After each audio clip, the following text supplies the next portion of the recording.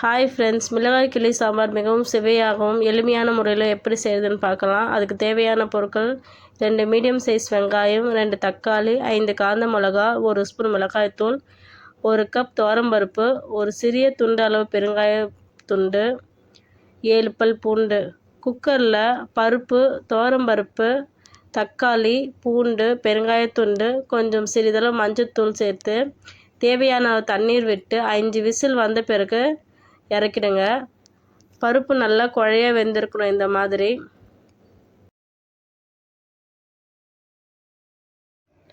அடுப்பில் கடாயை வச்சு 2 ஸ்பூன் எண்ணெய் ஊற்றி எண்ணெய் காஞ்சதும் 1 ஸ்பூன் கடுகு போட்டு பொரிய விடுங்க. கடுகு நல்லா பொரிஞ்சதுக்கப்புறம் 5 காய்ந்த மிளகாய் இது கூட சேர்த்துக்குங்க.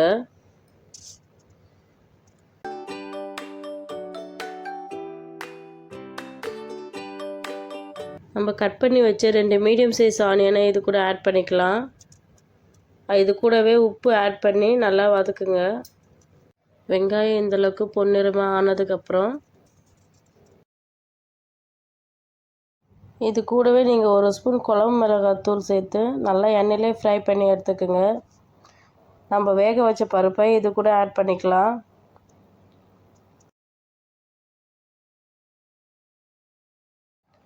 இது கூடவே நம்ம கரைச்சி வச்ச புளியை சேர்த்துக்கலாம். அதை வடிகட்டி சேர்த்துக்கோங்க, இல்லைனா அடியில் ஓடும் நாரும் இருக்கும். இது கூடவே 1 டம்ளர் தண்ணி ஊற்றி நல்லா கலந்து மூடி போட்டு ஒரு 5 நிமிஷம் கொதிக்க வைங்க. இப்போது சுவையான மிளகாய் கிள்ளி சாம்பார் ரெடி. இந்த வீடியோ உங்களுக்கு பிடிச்சிருந்ததுன்னா மறக்காமல் சப்ஸ்கிரைப் பண்ணிட்டு பக்கத்தில் இருக்கிற பெல் ஐக்கனை கிளிக் பண்ணுங்கள். அப்போ தான் நான் போடுற வீடியோ உடனுக்குடனே உங்களுக்கு நோட்டிஃபிகேஷனில் காமிக்கும். தேங்க்யூ.